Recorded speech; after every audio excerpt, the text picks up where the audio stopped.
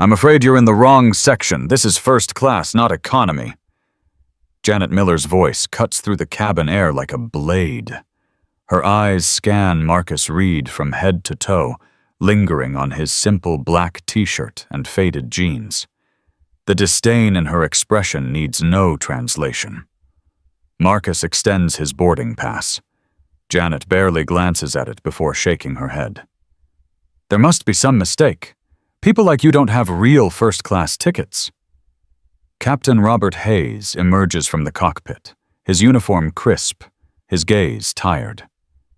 Dark circles under his eyes hint at sleepless nights. He doesn't look at the ticket Marcus still holds out. Is there a problem, Janet? This passenger insists he belongs in first class. Hayes's jaw tightens. His hand waves dismissively toward the back of the plane. Get him to economy now. We have actual VIP guests who need these seats. Marcus stands perfectly still. Around them, passengers begin to notice. A phone rises. Recording. When prejudice speaks louder than proof, will justice find its voice? Keep watching. Marcus Reed stands 6 feet tall, his athletic frame tense despite his efforts to remain calm. At 48, his close-cropped hair shows distinguished streaks of gray. His dark skin gleams under the harsh cabin lights. Those simple clothes, a black t-shirt and well-worn jeans, are deliberate choices. He's been testing his own airline, suspecting exactly this problem. His eyes, sharp but weary, take in every detail. This isn't his first such encounter, just his first with the power to change it. The familiar burn of humiliation mixes with CEO guilt. How many others faced this while he sat in boardrooms? Hayes's phone buzzes. A text from his daughter flashes on screen. Dad, did you send the tuition payment? Final notice came today. He silences it quickly, the financial pressure adding weight to his shoulders. Every delay costs him. Every complaint threatens his bonus, money he desperately needs since the divorce. Sir, I need you to move now. Janet's voice wavers slightly. She clutches her tablet, knuckles whitening. Marcus takes a deep breath, fighting the urge to simply announce who he is. No. He needs to see how deep this goes. I'd be happy to move. To my assigned seat in 2A. Hayes steps closer, coffee on his breath, exhaustion in his eyes. Look, I don't have time for this. We're already 12 minutes behind schedule. That's 12 minutes I have to explain to management. Perhaps if you looked at my ticket. I don't need to look at anything. On this aircraft, I am the final authority. 8-year-old Marcus watches his father turned away from a whites-only restaurant in 1985. Don't make a scene, son, his father whispered. But Marcus is tired of not making scenes. Janet's tablet pings. She glances down, and the color drains from her face. Her mouth opens, closes, opens again. You're Marcus Reed? Yes, the same Marcus Reed whose name appears on seat 2A. Hayes snatches the tablet from Janet's trembling hands. His tired eyes scan the manifest, then freeze. This has to be wrong. You can't be. Can't be what, Captain?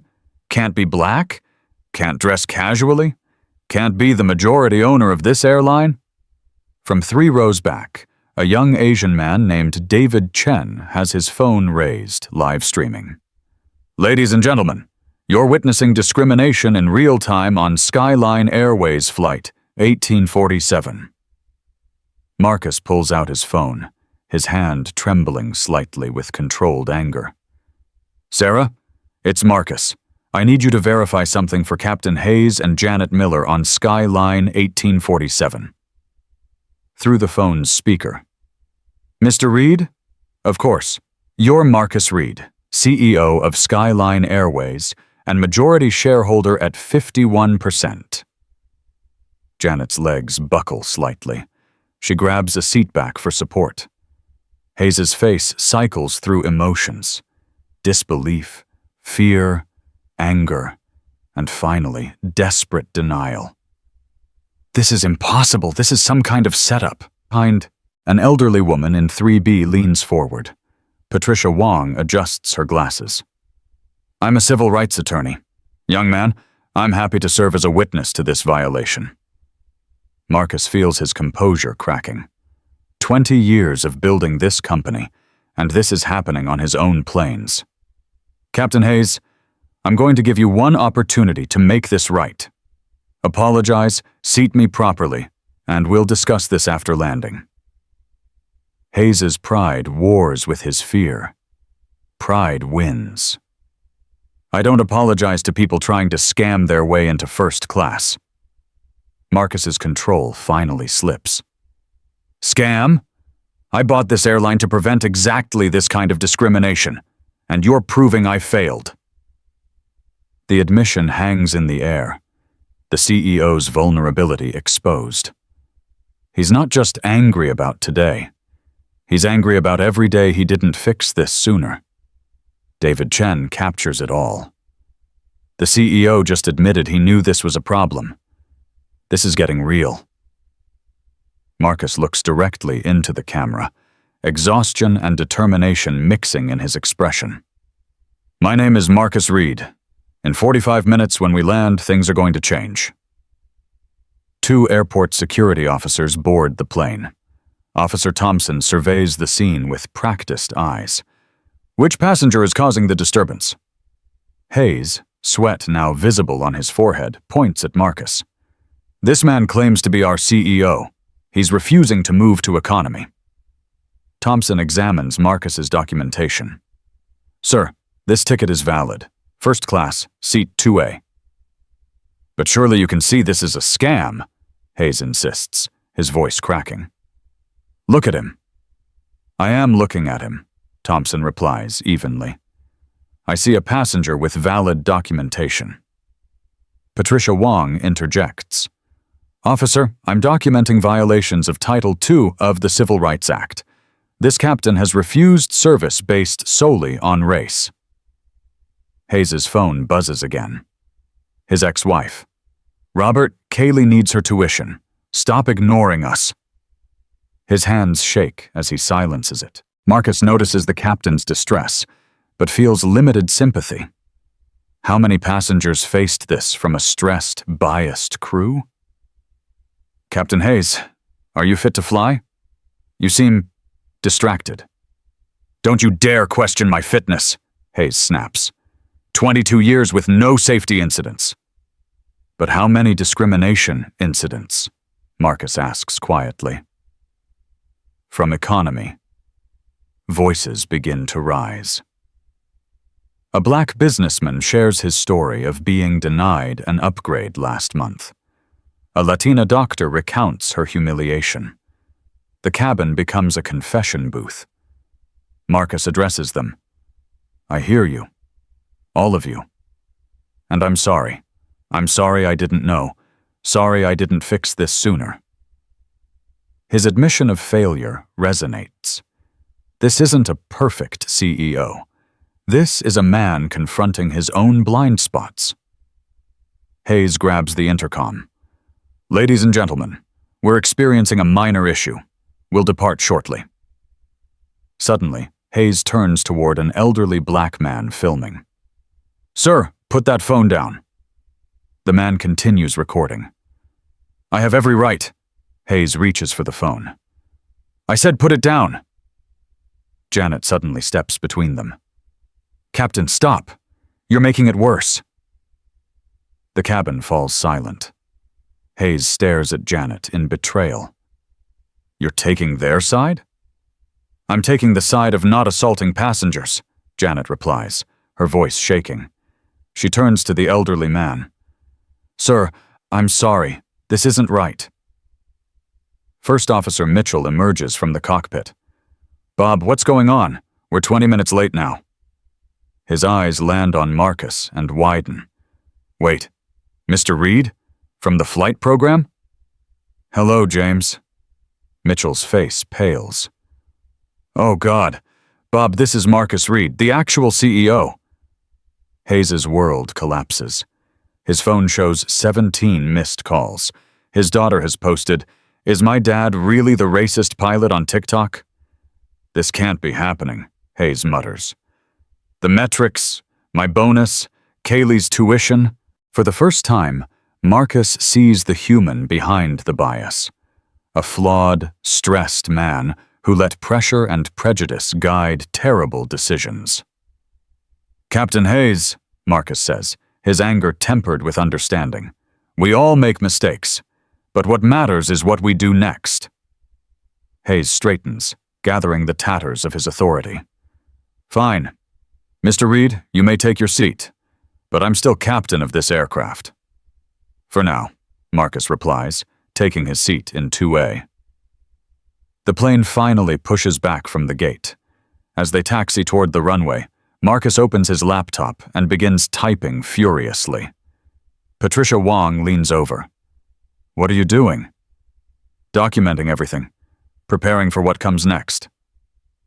He pauses, showing vulnerability again. "I should have flown my airline more often. Should have seen this myself instead of reading sanitized reports." Janet approaches tentatively. "Mr. Reed, I know I have no right to ask, but what's going to happen to us?" Marcus looks up, seeing genuine fear in her eyes. "That depends on what you do in the next 45 minutes, Ms. Miller." The plane accelerates down the runway. In the air, there's nowhere to hide from consequences. Hayes grips the controls in the cockpit, knowing his career hangs by a thread. Janet serves drinks with shaking hands, wondering if this is her last flight. And Marcus Reed, CEO and majority owner, sits in the first-class seat he had to fight for, planning a revolution at 35,000 feet. David Chen continues streaming using the plane's Wi-Fi. "We're airborne, folks. The CEO is on board, documenting everything. What happens when we land? Keep watching." At cruising altitude, the cabin atmosphere shifts. The immediate confrontation is over, but everyone knows judgment awaits upon landing. Janet serves Marcus his drink with trembling hands. "Mr. Reed, your coffee. I made it fresh." "Thank you, Janet." He notices her name tag is crooked, her usual professional facade cracking. "Sit down for a moment." "I couldn't. It's against—" "I own the airline. Sit." She perches on the armrest across the aisle, tears threatening. "I have 3 kids, Mr. Reed. I'm a single mom. I know that doesn't excuse what I did, but tell me about them." The question surprises her. "Aisha is 12, wants to be a pilot. Marcus Jr. is 10. She stops, realizing the irony. "I named him after Marcus Garvey." "Yet you looked at me and saw someone unworthy of respect." "I saw someone who didn't fit the image I expected. I've been doing this job 15 years, and I let myself believe that clothes equal class." She wipes her eyes. "My grandmother would be ashamed." From his middle seat in row 3B, David Chen provides commentary. The flight attendant is having what looks like a genuine moment of realization. We're at 300,000 viewers. Patricia Wong has been taking notes throughout. She approaches Marcus. "Mr. Reed, I have to ask, why didn't you immediately identify yourself?" Marcus's shoulders slump slightly. "Because I'm tired of having to announce my credentials just to be treated like a human being. And honestly, I suspected this was happening but kept finding excuses not to investigate personally." "You were avoiding your own airline?" "I was avoiding confirmation of what I feared was true." The admission costs him. "That's failure of leadership." Mitchell's voice comes over the intercom. "Ladies and gentlemen, this is your first officer. We're beginning our descent into Chicago. On behalf of the entire crew, I want to apologize for the delay and for what you witnessed. That's not who Skyline Airways should be." In the cockpit, Hayes grips the controls.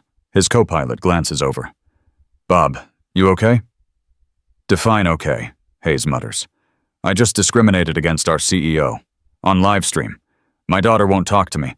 My ex is threatening court over tuition. And I'm about to lose everything. Maybe you should apologize. Genuinely. Hayes's pride flares. I was protecting the integrity of first class. From a paying customer? Come on, Bob. We both know what this was really about. Back in the cabin, Marcus's phone rings. William Morrison, chairman of the board. Marcus, we're all watching the stream. The stock is down 12%. We need to meet the moment we land. Already arranged, William. Conference room at the executive terminal. We have serious changes to discuss. Changes? Marcus, let's not be hasty. Hasty. Marcus's voice rises, then he catches himself. William, I've apparently been negligent for years. That ends today. Janet, still nearby, finds courage. Mr. Reed, what if I could help? I know every excuse employees tell themselves, every rationalization. I could teach others to see past them. Marcus studies her. You went from denying me a seat to offering to lead reform in 30 minutes. Why should I believe you? Because you saw me at my worst, and I can't pretend it didn't happen. 50 million people saw it. My children will see it. Her voice breaks. I need to make this right. Not for my job, for them. David Chen interviews nearby passengers, gathering stories. The consensus builds. This isn't an isolated incident, but a pattern. As Chicago approaches, Marcus makes a decision. Janet, Patricia, I want you both in the meeting when we land. Different perspectives. The plane descends through clouds. Below, news vans are already gathering at O'Hare. The story has exploded beyond social media. CNN, Fox, BBC, everyone wants the landing shot.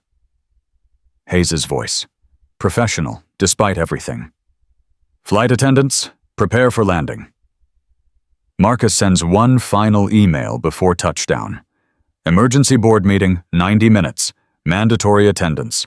We're fixing this today.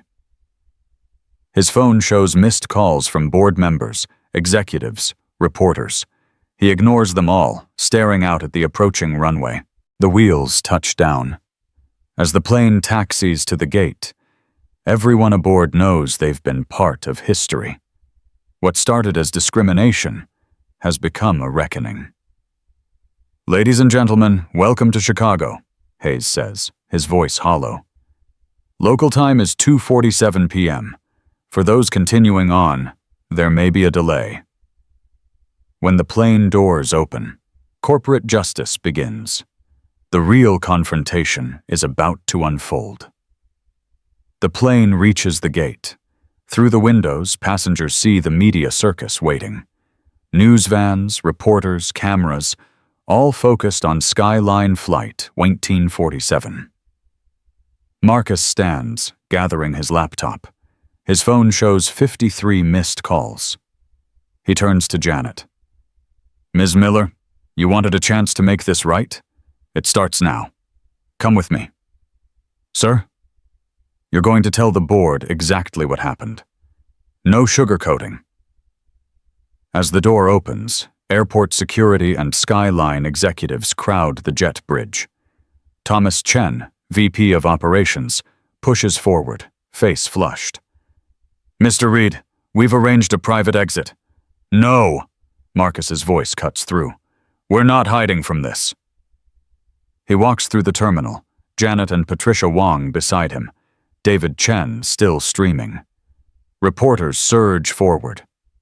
Mr. Reed, Lisa Chang, CNN, can you comment on what happened? Marcus stops.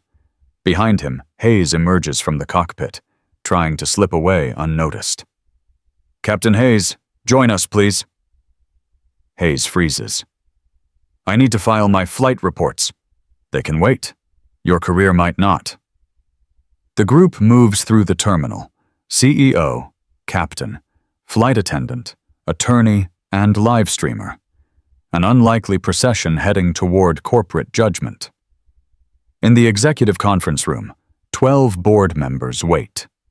The massive screen shows David's live stream, now at 1.2 million viewers.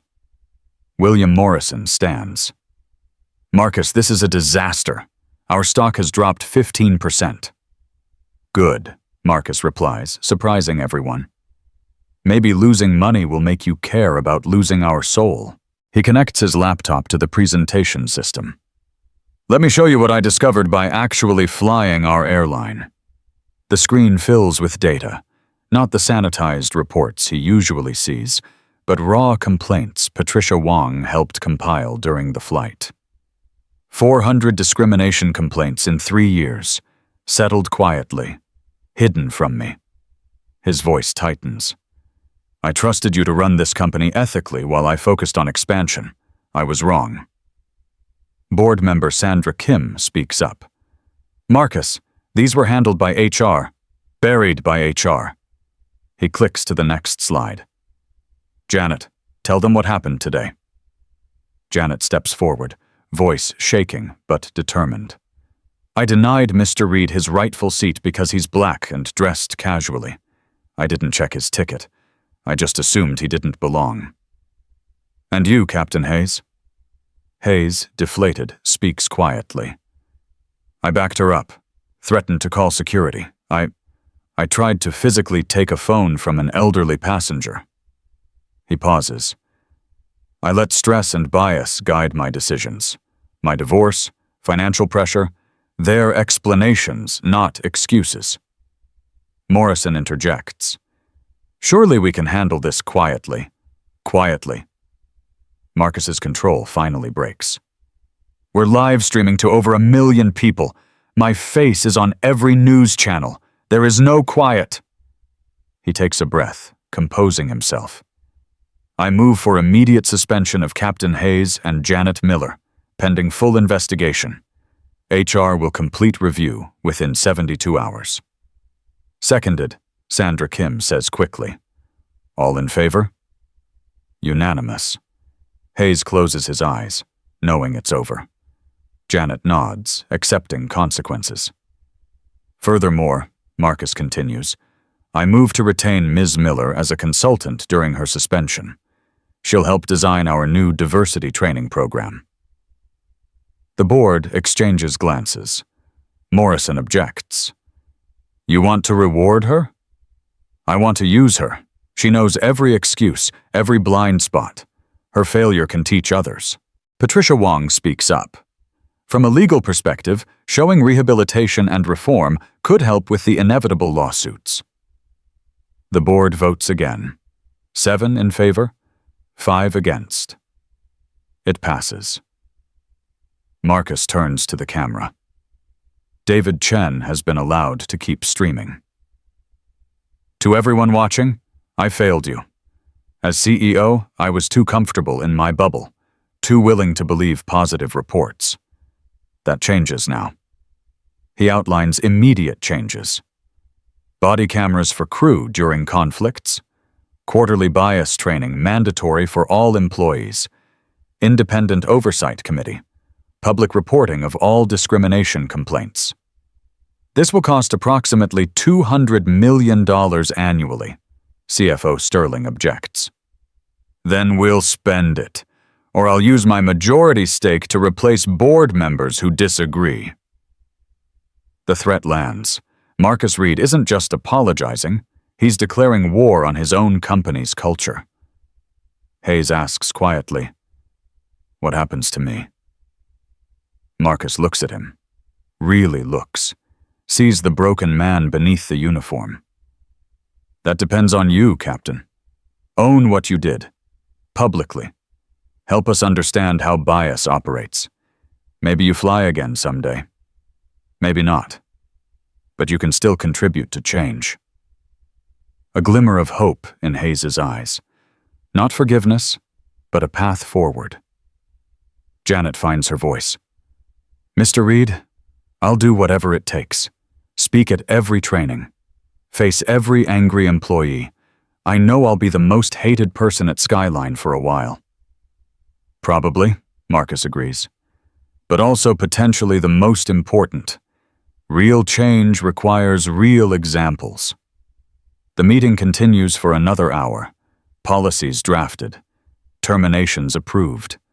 Budgets allocated. All streaming live. Transparency as penance. When it ends, Marcus stands at the window, watching planes take off. Morrison approaches. You know this will cost us more than money. Our reputation was built on discrimination hidden by public relations. Maybe it deserves to burn. As board members file out, Janet lingers. Mr. Reed? My kids. They're watching. What do I tell them? Marcus turns from the window. Tell them you made a terrible mistake. Tell them you're working to fix it. Tell them that people can change, but only if they face who they really are. She nods, tears flowing. Thank you for not just throwing me away. Everyone deserves a chance to be better than their worst moment. Even me, especially me. Within hours of the meeting, the aviation industry transforms. Marcus's live-streamed accountability session sends shockwaves through corporate America. At Skyline headquarters, emergency meetings convene in every department. HR Director Jennifer Hayes, no relation to the captain, faces a room of terrified managers. Effective immediately, all discrimination complaints will be investigated by an external firm. No more internal handling. But the cost, someone protests, is nothing compared to losing our license to operate, Jennifer responds. The CEO just declared war on our culture. Adapt or leave. Meanwhile, Hayes sits in a small airport office with union representative Mike Torres. Robert, the union can't defend physical aggression toward a passenger. You're on your own. Hayes nods, defeated. I know. 22 years, Mike. Perfect safety record. And 12 discrimination complaints. You think we didn't know? We just hoped you'd retire before it caught up. The honesty stings. Hayes realizes everyone enabled him until consequences arrived. His phone buzzes. A text from his daughter. Dad, I'm ashamed of you, but Mom says you're still my father. Please get help. Across town, Janet Miller sits with her 3 children, watching the news coverage. Mom, is that really you? Aisha asks, seeing the footage again. Yes, baby. That's me at my worst. Why did you do it? Janet considers lying, making excuses. Instead, because I was taught to see clothes before character, to assume things about people who look different, and I never questioned it until today. Marcus Jr. pipes up. But you're going to fix it, right? I'm going to try. Every day for the rest of my life. United Airlines announces immediate bias training. Delta commits $500 million to diversity programs. American Airlines creates an independent oversight board. The skyline effect ripples outward. At O'Hare, Marcus prepares to fly back to Atlanta on his own airline. This time, he books economy. Same clothes. Testing again. The gate agent recognizes him immediately. Mr. Reed, let me upgrade you. No, I'll sit where I booked. But thank you for offering every passenger that same courtesy. She flushes, understanding the test and the lesson. On board, a different crew serves this flight. They're nervous, but professional. Word has spread. The CEO is watching. Always watching now. David Chen, also heading to Atlanta, approaches. Mr. Reed, can I ask, why did you really let Janet stay? Marcus considers. Because firing her would be easy. Working with her is hard, and real change only comes from doing hard things. Even though she humiliated you? Especially then. If she can change, truly change, she proves everyone can. That's more powerful than any policy. The investigation concludes swiftly. Hayes. Terminated for cause. Benefits revoked. His pilot's license faces FAA review. Janet. Suspended 6 months without pay, then reinstated contingent on leading diversity training. Hayes's termination letter arrives as he packs his office. 22 years reduced to a banker's box. His ex-wife calls. "Robert, I saw everything. The kids are confused and hurt." "I know. I'm going to therapy. Real therapy this time." That's good. Maybe we can talk. Eventually. You're still their father." A lifeline in his darkness. Not forgiveness, but possibility. Janet's first training session approaches. 500 employees, mandatory attendance. She's terrified. Patricia Wong, now Skyline's Chief Diversity Counsel, coaches her. Don't minimize, don't excuse, just truth. "They're going to hate me." "Some will, but others will see themselves in you. Those are the ones who matter." The training begins. Janet faces a hostile crowd. "My name is Janet Miller. 2 weeks ago, I denied our CEO service because he was black. 50 million people saw my prejudice. Your prejudice might not be filmed, but it's just as real." Silence. Then one hand raises. "Why should we listen to you?" "Because I know every excuse you tell yourself. I used them all. And I'm proof that facing ugly truth is the only way forward." Marcus watches via closed circuit, seeing Janet's genuine transformation. It's painful, raw, real. Everything corporate training usually isn't. His phone rings. William Morrison. "Marcus, some good news. Stock's recovering, up 3% today." "I don't care about the stock, William. You own 51%. You have to care. I care about owning an airline my father could have flown on with dignity. Everything else is secondary." 3 months later, Hayes sends a letter. Marcus reads it in his office. "Mr. Reed, I don't expect forgiveness. I've lost my career, my reputation, nearly my family, but I've gained understanding of the harm I caused. I volunteer now, teaching youth about unconscious bias. It's not enough, but it's a start. Thank you for suggesting I could still contribute." Robert Hayes. Marcus files the letter. Redemption is possible, but trust takes longer. Outside his window, planes take off and land, each one carrying hundreds of souls who deserve dignity. Under his watch, they'll receive it. The revolution sparked in Seat 2A continues. 1 year later, the aviation industry has transformed. The Skyline incident becomes required viewing in business schools worldwide. Marcus Reed sits across from Anderson Cooper for a follow-up interview. "It's been a year since that flight. What's changed?" "Everything, and not enough," Marcus admits. "We've trained 30,000 employees. Discrimination complaints are down 78%. But changing hearts takes longer than changing policies." The numbers tell a story. Skyline leads the industry in diversity metrics. Stock price recovered and rose 20%. Customer satisfaction at record highs. But Marcus knows numbers don't capture everything.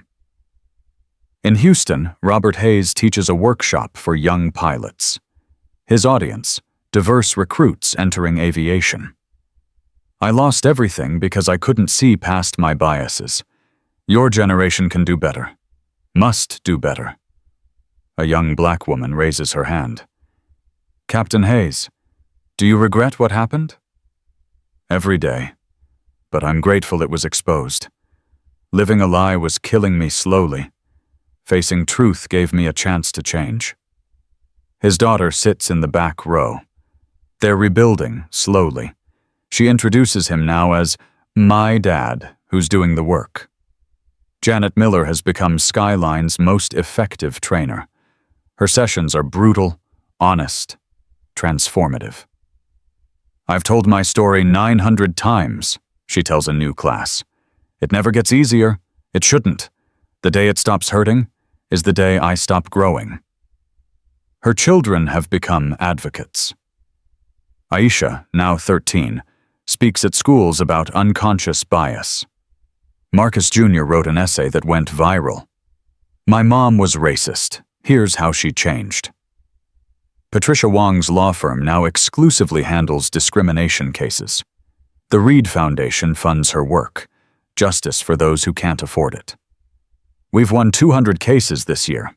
Each one chips away at systemic prejudice. Marcus turned his humiliation into hundreds of victories for others. David Chen's documentary, Seat 2A, The Flight That Changed Everything, wins an Emmy. He donates proceeds to train citizen journalists in marginalized communities. Everyone has a camera now. Everyone can expose injustice. Marcus Reed showed us power isn't just about position. It's about truth. At Skyline, changes run deep. Body cameras catch both discrimination and excellent service. Monthly town halls let employees voice concerns directly to Marcus. The company becomes a model for corporate accountability. But success brings new challenges. Some customers boycott, calling Skyline too woke. Shareholders grumble about diversity spending. Marcus faces them all. If you want an airline that prioritizes profit over people, sell your shares. I'll buy them. On this anniversary, Marcus again flies Skyline economy. Same jeans, same t-shirt. The crew treats him like any passenger. Polite, professional, equitable. The system works. Mid-flight, an elderly black man recognizes him. Mr. Reed, I was on that flight, the one where they tried to take my phone. Marcus remembers. How are you, sir? Proud. You kept your word, changed things. My grandson just got hired by Skyline. Says he wants to be like you. Tell him to be better than me. I waited too long to act. But you acted. That's what matters. As the plane descends into Atlanta, Marcus reflects on the year. His father died never seeing equality in his lifetime. But Marcus has begun building it for the next generation. His phone shows a message from Janet. Training session 1000 tomorrow. Thank you for believing people can change. A response from Hayes. 1 year sober from prejudice. Daily work, like you said. Thank you for the path. Even critics acknowledge the impact. Industry-wide, discrimination complaints dropped 60% so. The Skyline standard becomes shorthand for accountability. Marcus's final thought as the plane lands. Change isn't about perfection. It's about progress. Every flight, every interaction, every choice to see humanity over assumptions. The 45 minutes that started with humiliation created a movement. Not because Marcus Reed was powerful, but because he was vulnerable. He showed that admitting failure can spark transformation. At baggage claim, a young black girl tugs her mother's hand. Mommy, is that the man who fixed the airplanes? Her mother smiles. He fixed more than airplanes, baby. He fixed hearts. Marcus overhears, smiles, and disappears into the crowd. The work continues. Every day, every flight, every choice to see people as they truly are. Because sometimes it takes losing your dignity to help others find theirs. Sometimes power means admitting powerlessness. Sometimes the worst moment becomes the catalyst for the best change. The seat that was denied became the seat that changed everything, not just for Marcus Reed. For everyone who's ever been told they don't belong. Every day we choose who to be in someone else's story. Choose to see. Choose to speak. Choose to change. The next 45 minutes of your life could transform someone else's. What will you do with that power?